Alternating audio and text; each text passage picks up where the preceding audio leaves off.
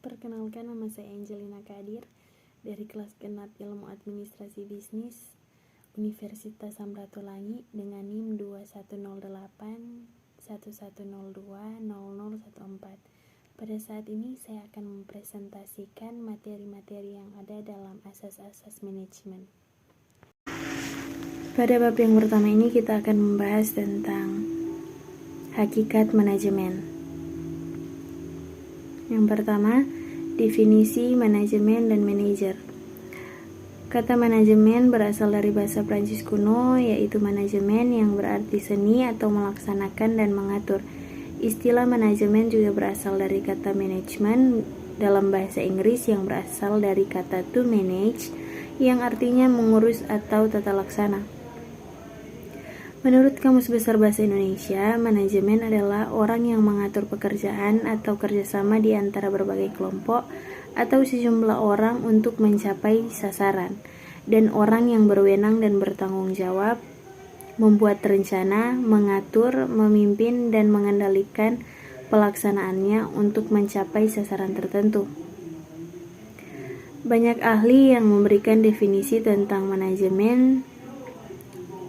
Salah satunya adalah Hillman. Ia berpendapat bahwa manajemen adalah fungsi untuk mencapai sesuatu melalui kegiatan orang lain dan mengawasi usaha-usaha individu untuk mencapai tujuan yang sama. Selanjutnya, manajer. Manajer adalah seseorang di suatu perusahaan yang bertugas mengkoordinasi berbagai kegiatan dari para pegawai perusahaan. Kegiatan para pegawai perusahaan perlu untuk dikoordinir agar para pegawai dapat bekerja dengan baik. Karena pekerjaan yang dilakukan dengan baik tentu akan membuat perusahaan bisa mencapai sasaran dengan tepat. Menurut Kamus Besar Bahasa Indonesia, manajer adalah orang yang mengatur suatu pekerjaan atau kerjasama di antara berbagai kelompok atau sejumlah orang untuk mencapai sasaran, dan orang yang berwenang dan bertanggung jawab untuk membuat rencana, mengatur, memimpin, dan mengendalikan pelaksanaannya untuk mencapai sasaran tertentu.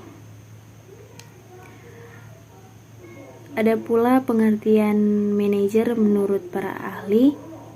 Salah satunya adalah James Turner. Ia berpendapat bahwa manajer adalah seorang yang melakukan atau merangkai segala perencanaan, proses perorganisasian, pengarahan, serta pengawasan pada usaha-usaha dari para anggota organisasi, serta penggunaan sumber-sumber daya organisasi lain guna mencapai tujuan organisasi yang sudah lama ditetapkan. Selanjutnya ada fungsi manajemen, yaitu yang pertama forecasting, kedua planning, ketiga organizing, keempat staffing, kelima directing, keenam leading, ketujuh coordinating, ke-8 motivating, ke-9 controlling, dan ke-10 reporting. Selanjutnya ada tingkat manajemen. Yang pertama, manajemen tingkat atas atau top level management.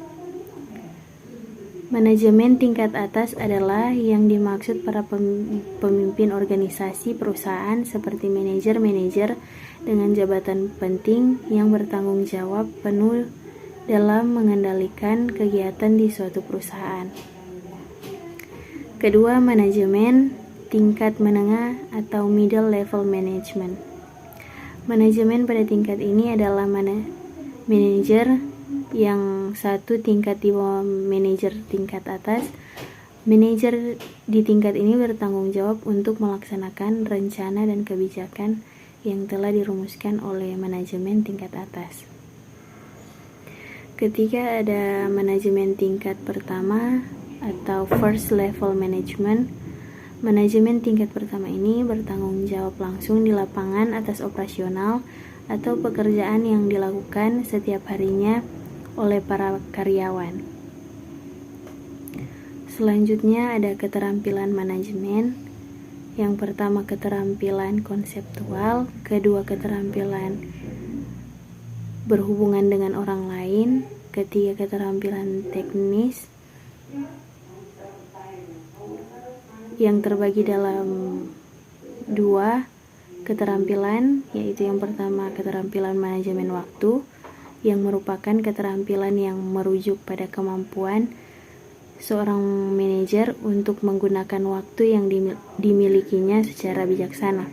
Dan yang kedua, keterampilan membuat keputusan, yang merupakan kemampuan untuk mendefinisikan masalah dan menentukan cara terbaik dalam memecahkannya. Sekarang kita akan membahas pada bab yang kedua, yaitu tentang perkembangan pemikiran manajemen dan lingkungan manajerial. Yang pertama, ada perkembangan pemikiran manajemen yang terbagi atas beberapa pemikiran, yaitu yang pertama, perkembangan pemikiran manajemen klasik. Teori manajemen klasik terbentuk sebagai upaya menemukan cara terbaik untuk manajemen dan mengerjakan pekerjaan. Kedua, perkembangan pemikiran manajemen neoklasik. Pada umumnya teori ini atau aliran ini muncul akibat dari adanya banyak kekurangan dan lemahnya teori klasik. Teori neoklasik menanamkan anggapan bahwa manusia itu adalah makhluk sosial yang sangat perlu menyatakan ambisi dan yang menjadi tujuan hidupnya. Yang ketiga, perkembangan pemikiran manajemen modern. Ilmu manajemen mulai berkembang diawali dengan teori klasik, kemudian disusul dengan teori neoklasik, lalu seiring perkembangan kebutuhan yang serba cepat, praktis dan efisien, muncul teori baru yaitu teori manajemen modern yang lebih menekankan pada aliran kuantitatif dan merupakan gabungan dari operation research dan management science. Sebagaimana terdapat kelemahan pada teori ini, biasanya para manajer akan menggabungkan lebih dari satu teori manajemen dalam implementasi di dalam perusahaannya. Keempat, pemikiran manajemen postmodern. Postmodern manajemen secara sistematik menjelaskan perbedaan antara perilaku organisasi birokrasi dan keanggotaan organisasi seperti kemitraan. Birokrasi cenderung mendapat pekerjaan yang lebih kaku dan perilaku defensi karena mereka menggunakan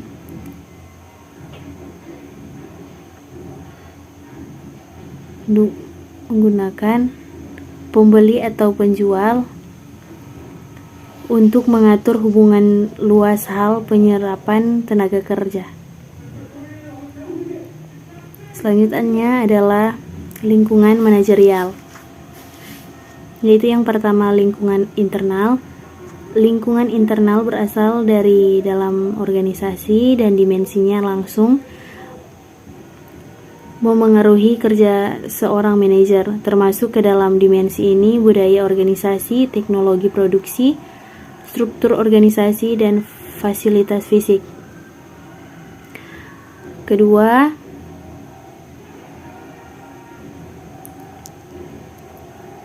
lingkungan eksternal. Lingkungan eksternal adalah elemen di luar batas organisasi yang punya potensi mempengaruhi perilaku organisasi dan manajerialnya. Dan ketiga, lingkungan global.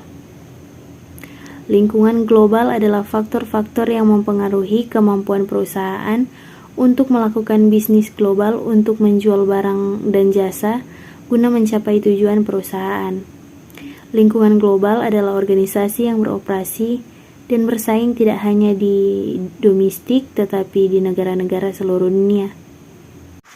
Sekarang kita masuk dalam bab yang ketiga. Kita akan membahas tentang pemecahan masalah dan pengambilan keputusan.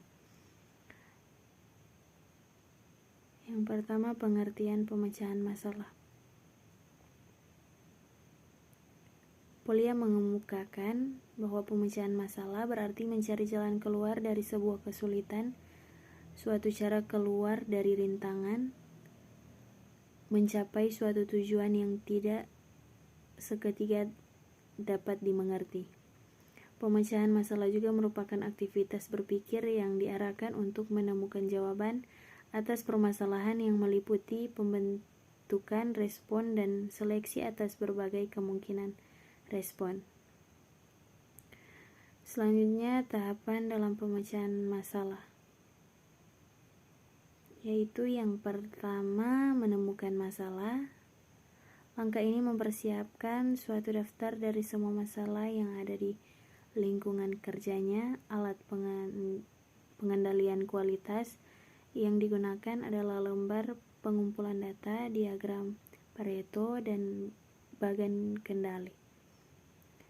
Kedua, mencari sebab-sebab yang mengakibatkan masalah. Langkah selanjutnya adalah menganalisis masalah untuk menemukan penyebab dari faktor-faktor manusia, mesin, metode, material, dan lingkungan. Ketiga, menemukan penyebab utama. Setelah ditemukan penyebab masalah tersebut, kemudian menentukan penyebab utama atau penyebab yang paling dominan. Keempat, menyusun rencana penanggulangan. Pada langkah ini, membuat dan mempersiapkan usulan pemecahan masalah serta memilih penanggulangan yang paling efektif.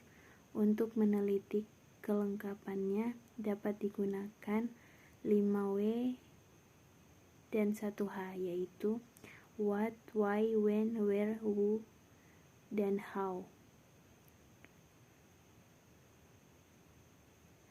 Dan yang kelima,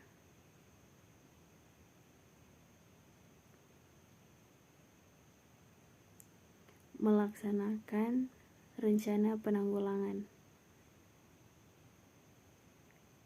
Langkah ini mengumpulkan data hasil pemeriksaan dengan lembar pengumpulan data untuk dibandingkan dengan data semula.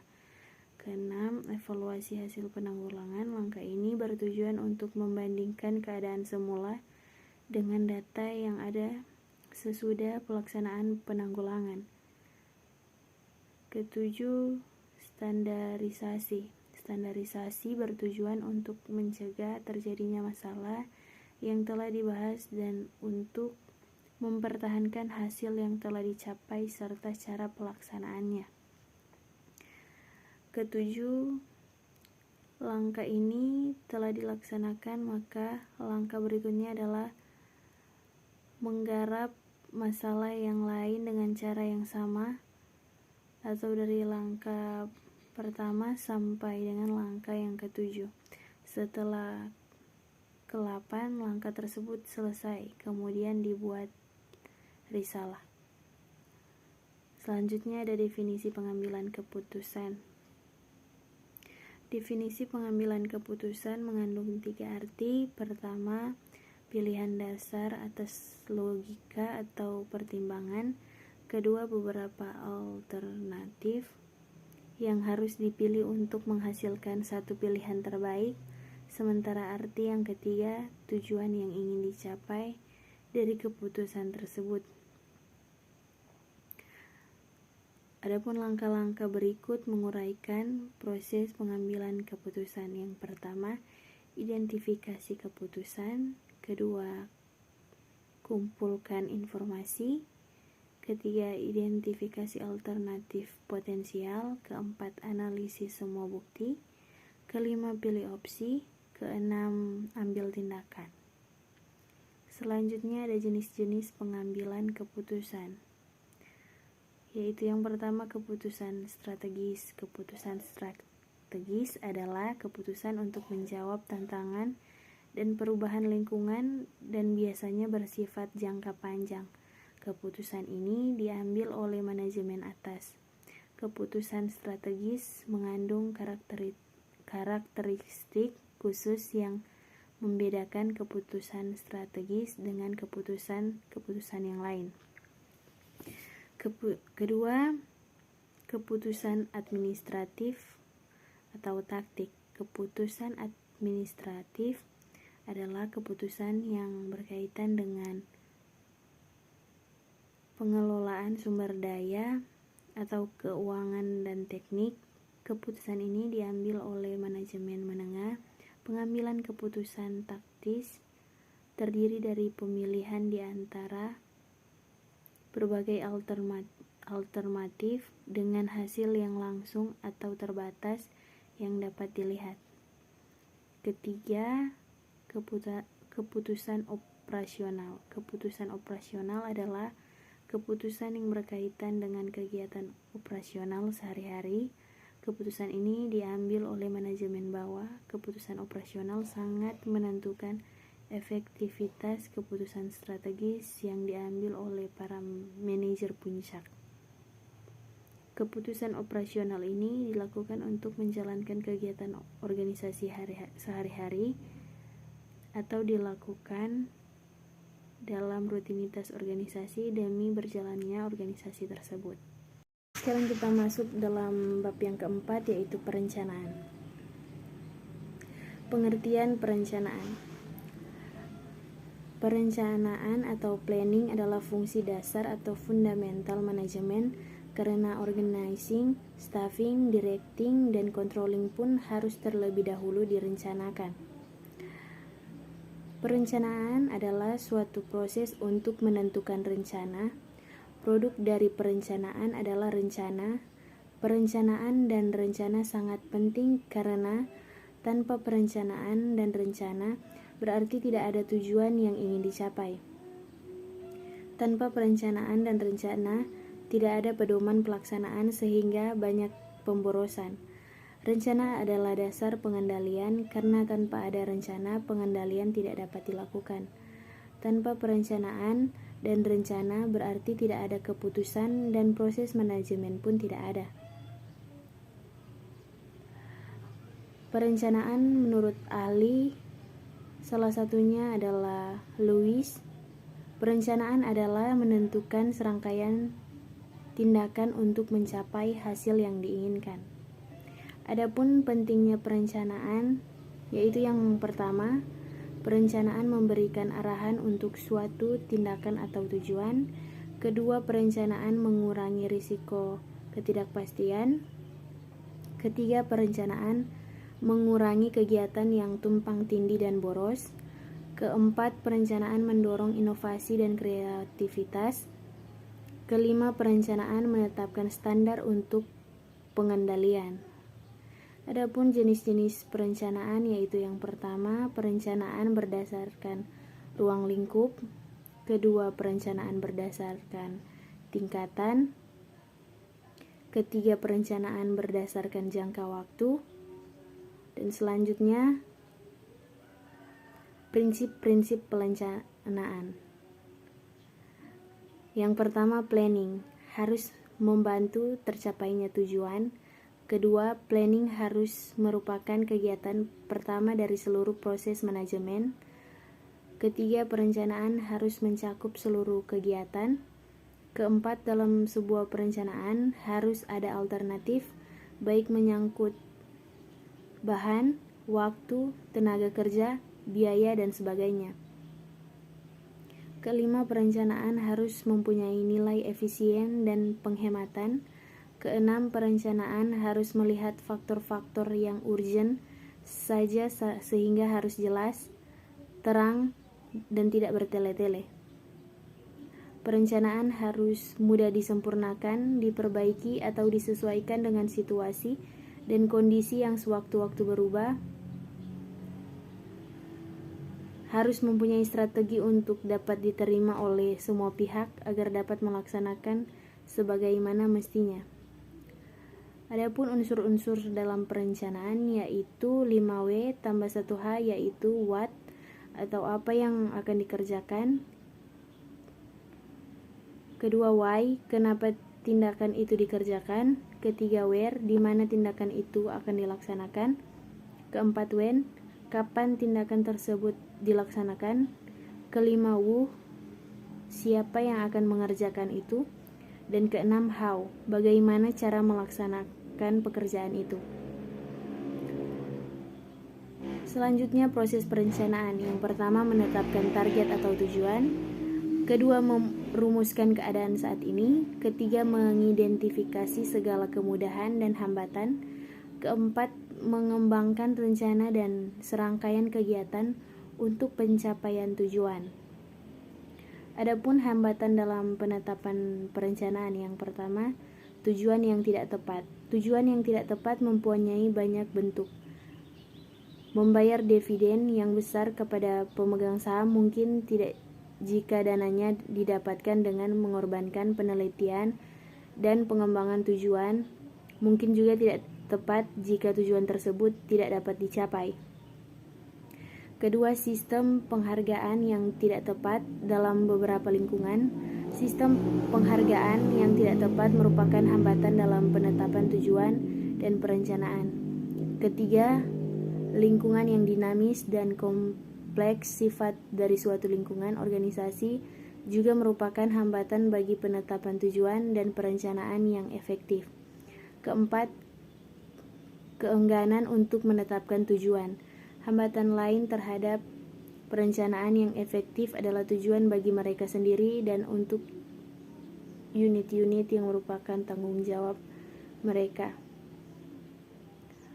5. Penolakan terhadap perubahan. Hambatan lain dalam menetapkan tujuan dan perencanaan adalah penolakan terhadap perubahan. Keenam, keterbatasan yang membatasi apa yang dapat dilakukan organisasi merupakan hambatan utama yang lain. Selanjutnya, mengatasi hambatan perencanaan. Yang pertama, pemahaman maksud tujuan dan rencana salah satu cara terbaik untuk memperlancar penetapan tujuan dan proses perencanaan adalah dengan maksud dasarnya. Kedua, komunikasi dan partisipasi. Meskipun mungkin dibuat pada tingkat tinggi, tujuan dan rencana tersebut harus dikomunikasikan kepada pihak yang lain dalam organisasi. Ketiga, konsistensi atau revisi dan pembaruan tujuan seharusnya konsisten baik secara horizontal maupun secara vertikal. Dan yang terakhir, sistem penghargaan yang efektif. Secara umum, orang seharusnya diberi penghargaan baik karena menetapkan tujuan dan rencana yang efektif maupun karena berhasil mencapainya. Karena kegagalan terkadang berasal dari faktor-faktor di luar pengendalian manajemen, orang seharusnya dipastikan bahwa kegagalan dalam mencapai tujuan tidak akan selalu memiliki konsekuensi hukuman.